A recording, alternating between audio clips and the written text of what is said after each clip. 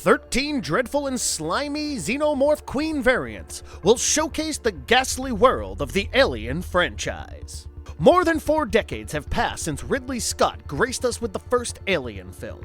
It was dark, introspective, thrilling, and compelling. But even after those 4 long decades, people's love for xenomorphs doesn't seem to die. A plethora of factors contribute to this unyielding craze and fan following. To discuss the legacy and influence of aliens would take another video altogether. However, one of the most important factors is the lore that the Alien films build around. In this video, we will introduce you to 13 variations of the most useful and powerful caste of alien. That is, the Xenomorph Queen herself. Her Highness shall be given her due respect and not taken lightly. She forms the basis of a Xenomorph Hive. By serving as its mother and leader, she not only lays and protects the eggs, but is also the strongest and most enormous of the xenomorphs. And may the good Lord save the people or organisms that seek to hurt her hive or eggs, because it is beyond a doubt that she will come for you.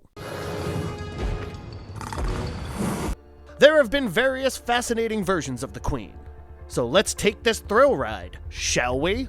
Before we get into the explanation, we have a very small request. If you like our content, please support us by subscribing to our channel. This is a small click from you, but means a lot to us. Thank you. Let's begin.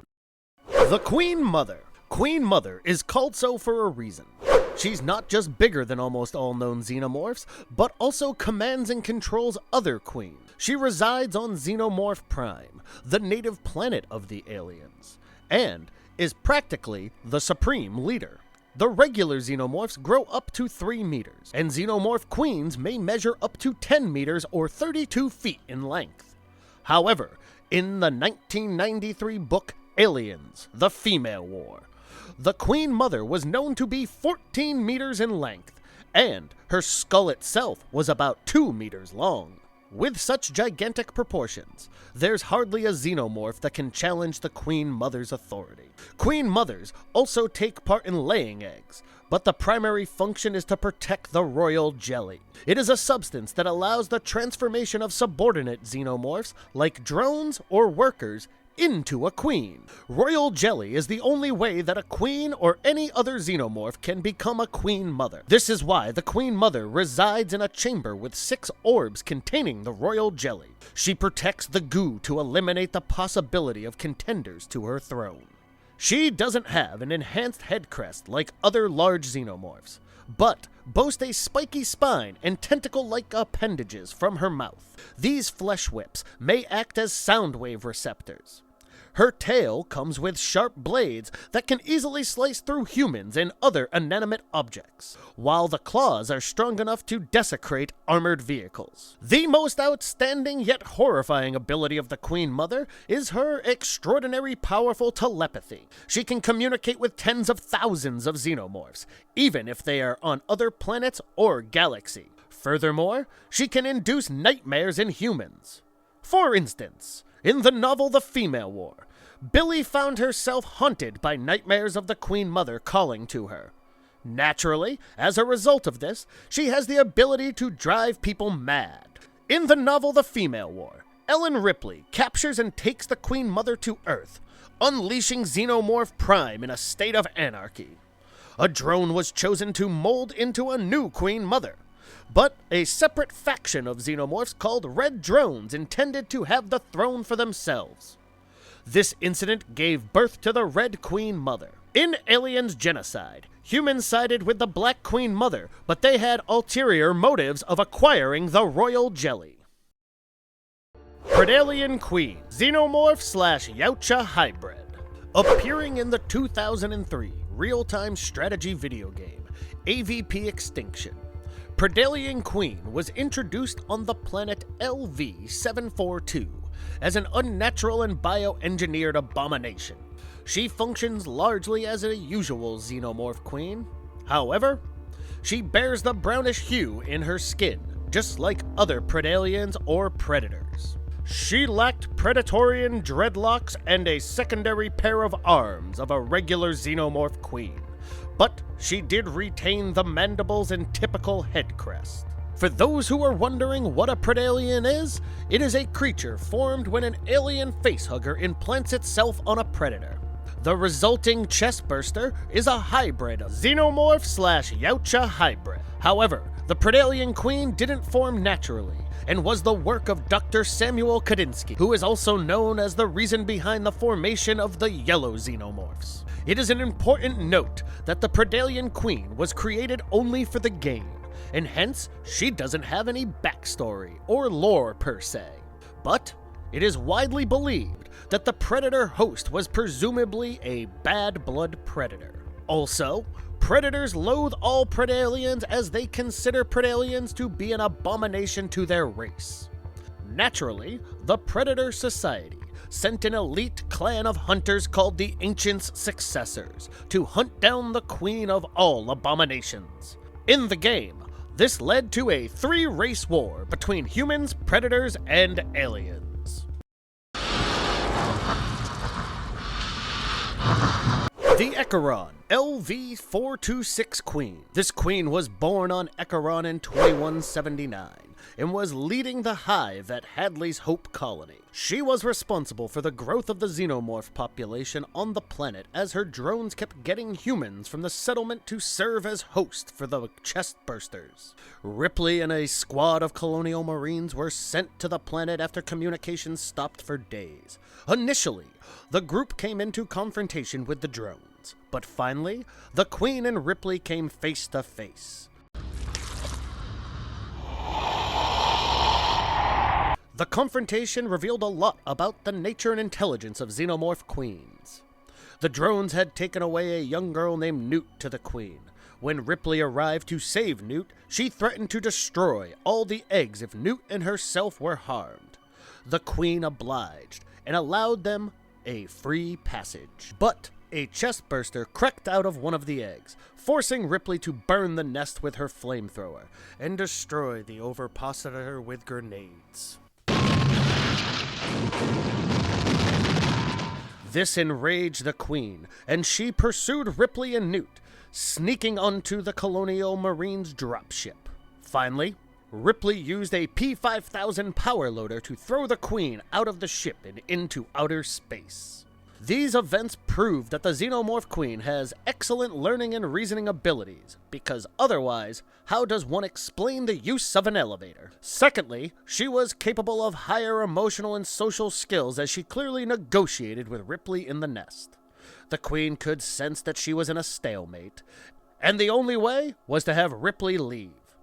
However, the Queen's cunning nature became more pronounced in the events that followed after Ripley threw her out of the ship.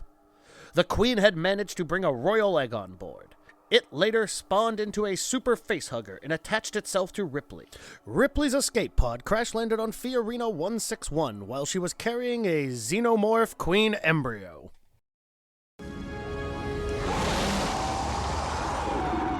The cloned Queen of Auriga. After getting impregnated by a super facehugger, Ellen Ripley chose to kill herself as well as the chestburster Queen that was gestating inside her. She jumped into a giant furnace, but scientists from Wayland Yutani Corp were able to retrieve Ripley's DNA and preserve it. Aboard the ship Auriga, the company, United Systems Military, then used this DNA to make a clone of Ripley.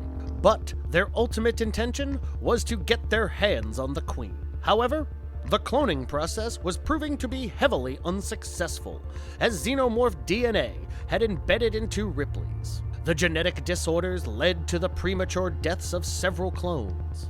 But the 8th one seemed to be successful. USM surgically extracted the Queen, and she soon began laying eggs. A group of mercenaries was used to serve as human host for the facehuggers. Soon, Auriga was home to 7 cloned xenomorphs and the cloned Queen. They were studied and fed under the close supervision of the scientists. But the xenomorphs escaped their imprisonment and started to wreak havoc. Somehow, the Queen could bring a drastic transformation in the way she reproduced. She was able to transform her egg sac into a womb and instead of laying eggs, she could now give birth to xenomorphs. It is unknown how she could change her viscera, but this change, on a genetic level, freed her from the need of host for further reproduction. The cloned queen then gave birth to a humanoid xenomorph, who communicated in low growls that had human-sounding tones. This new xenomorph could instinctively see Ripley 8 as its mother instead of the cloned queen. The newborn went ahead to kill the cloned queen in order to save Ripley 8. If we come to think about it, this is an extremely tricky and confusing situation. The cloned queen could be considered an offspring of Ripley 8, but cloned queen borrowed the human reproductive system from Ripley 8, and ultimately gave birth to a humanoid xenomorph, which, in turn, thought that Ripley 8 was its mother, or was she its grandmother of sorts? The Specimen 6 Queen. In the 2010 video game, Alien vs. Predator, Specimen 6 Xenomorph proved to be the most favorite of the species in a long line of games and films. It was bred under a controlled environment in captivity by Dr. Groves under Carl Bishop Whalen's orders. Specimen 6 came out of a chestburster and was to enter a containment tube, but it retreated back into the human host and came out from the mouth when it sensed hostility. So, even as a juvenile, Specimen 6 was extremely intelligent. Its escape attempt was thwarted by Dr. Groves, who wanted to kill it. However, Whalen wanted the alien alive so that it could be experimented upon. No, Dr. Groves. I want it alive. Specimen 6 was then branded with a numeral 6 on its head, and that's how it got its name. The scientists subjected her to various tests to check her lethality, and even allowed human technicians and guards to become its prey. During one of these sessions, it heard the cries of help from the captured Xenomorph Queen, and attempted to escape captivity to help it. But Dr. Groves once again stopped it. The Whalen Corporation opened a Yautja pyramid, but this turned devastating because of a shockwave that the pyramid released. The force was so great that most of the security systems got disabled, and Specimen 6 found a way out of its captivity. It quickly united with its siblings and freed them, and together, all the Xenomorphs attempted to liberate the Queen. In these ordeals, Specimen 6 showcased great intelligence by smashing the console to free its siblings, cutting the power of the Queen Cell, and ultimately opening the facility's main gates to escape into the jungle. Later, 6 came face to face with a Yautja elite and a Youngblood Yautja. The elite had an upper hand for most of the fight, but 6 played dead and allowed the Yautja to get into a vulnerable position, allowing 6 to attack its tail. The combat droids of Whalen eventually captured 6, but she transformed into a queen and massacred all her captors. The Specimen 6 Queen was by far an extremely smart xenomorph, and possibly the cleverest that we have ever come across.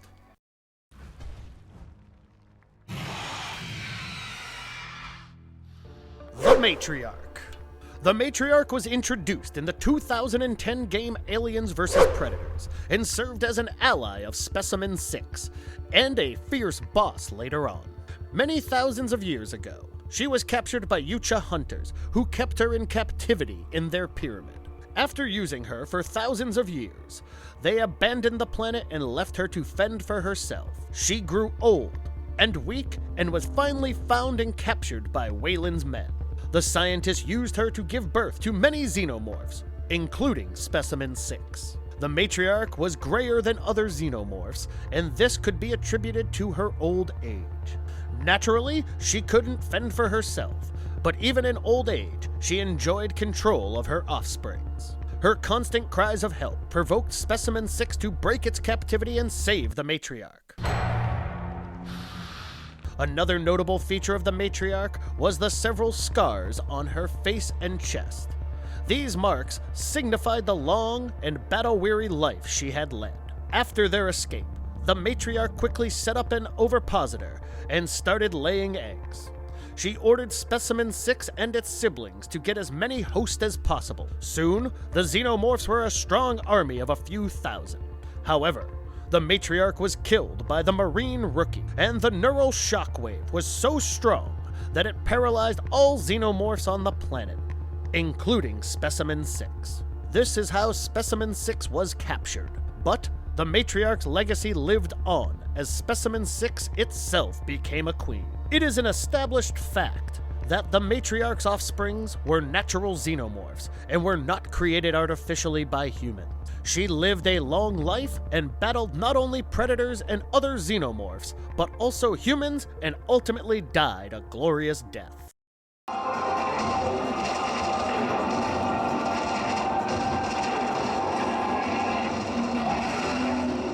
Flying Queen. Flying Xenomorphs have been part of the social structure of a Xenomorph civilization by fitting into various roles. They can act as either drones or warriors, becoming part of the Hive's defensive and offensive systems. In this capacity, they can remain the Hive's general protectors or can be chosen by the Queen for further transformation and made Praetorians. The most underrated yet most lethal of the Xenomorph Queens is probably the Flying Queen. And, despite being a fierce avian beast, she has not yet had the glory of featuring in any mainstream media. She has made appearances in 4 mini-comics called Aliens Night Strike, Aliens Swarm, Operation and Aliens Space Marines, and the arcade game Aliens Armageddon. The Flying Queen has been portrayed in various ways, but her characteristic features remain the same. She is shown as a vast dragon-like creature with a tremendous wingspan. These appendages could range from black to blue in color, and the texture could be membraned or thick. Her tail is highly advanced, which she uses for various purposes, like navigation and attacking. A notable feature of our Flying Queen is that she boasts 2 pairs of clawed hands.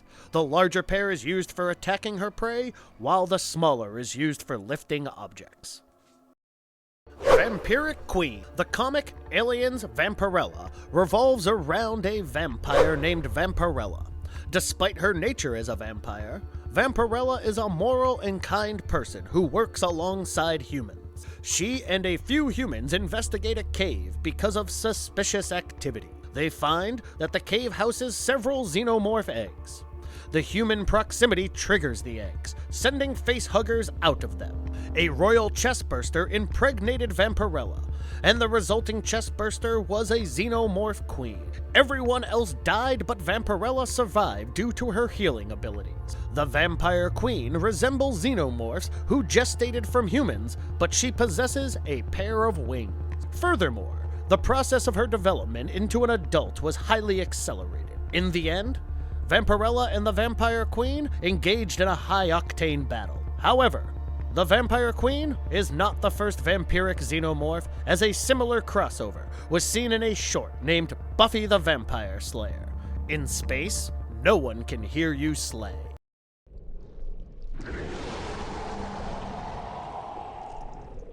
Empress. The Empress was introduced in the Alien vs. Predator 2 video game.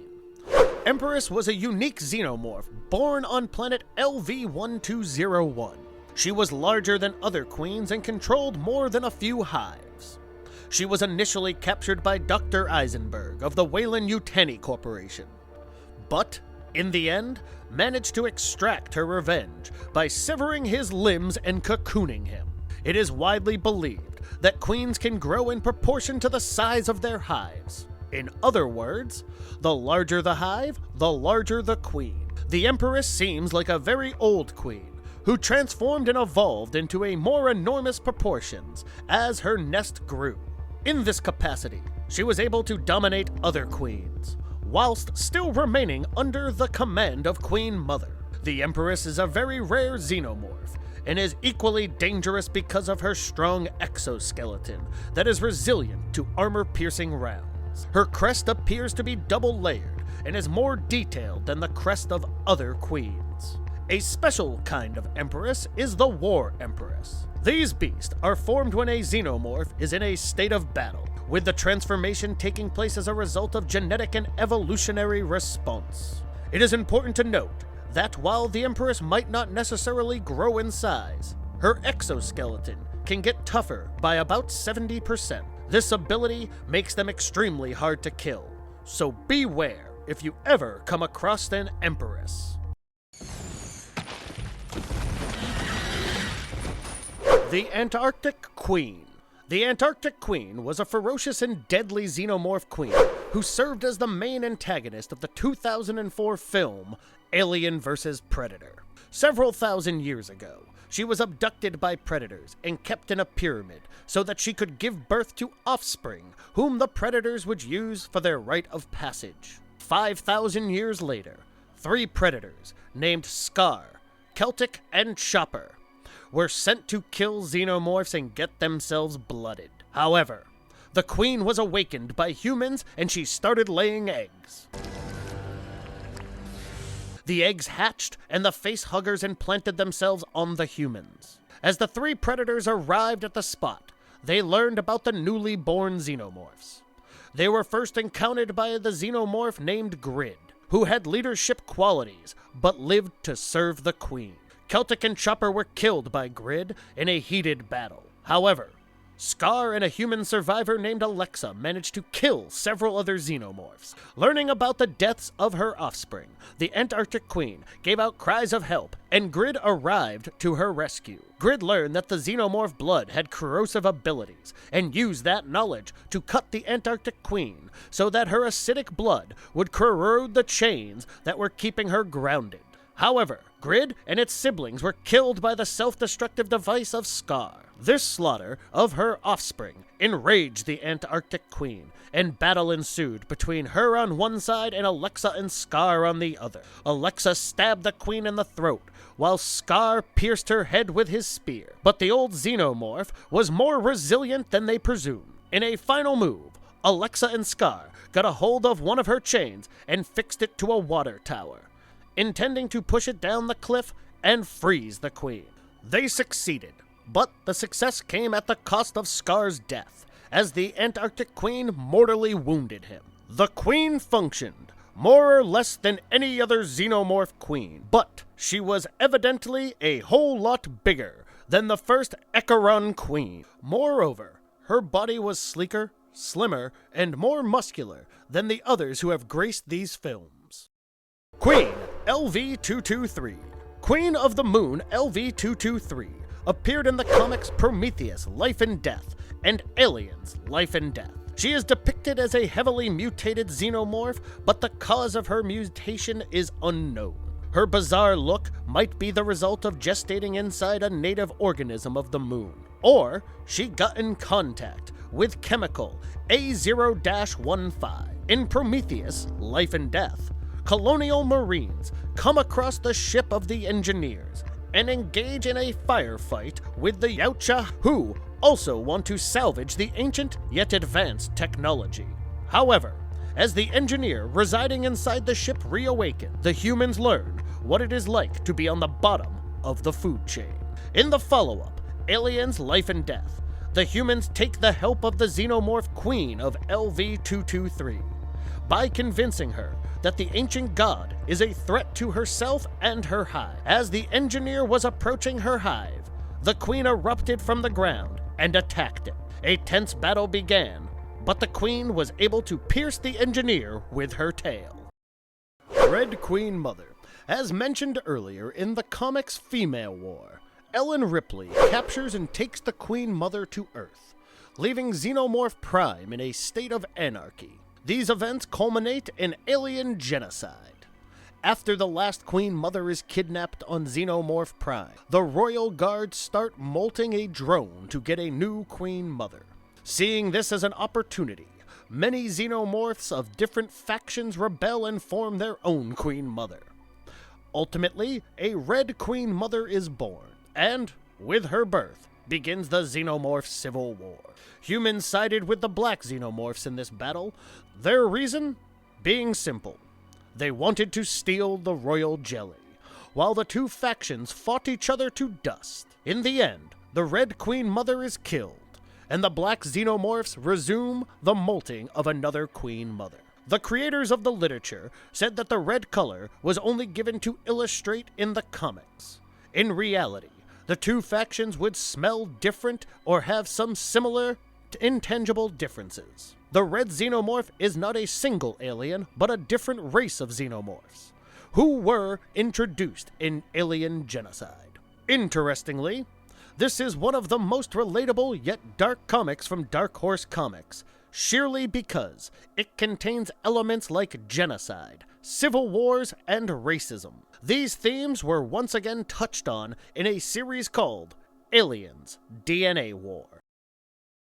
Ryushi Queen, Machiko Noguchi, was asked to lead a ranching colony named Prosperity Wells on the planet Ryushi. But soon after she took charge, Prosperity Wells was attacked by a Yautja hunting party, who unleashed xenomorphs for unblooded Yautjas to hunt and get blooded. In a later part of the comics, we see the Ryushi Queen joining hands with a clan of bad blood predators, called Killer Predators. This queen was more or less similar to the other regular queens, except for her crest, which was in a three-pronged shape, while other queens have their crest in the form of a T. The most fascinating fact about this beast is that she formed an alliance with not just one Yautja, but an entire clan. And if you liked our content, don't forget to leave a like and subscribe to us if you haven't already. Have a good one and be safe. Thanks everyone.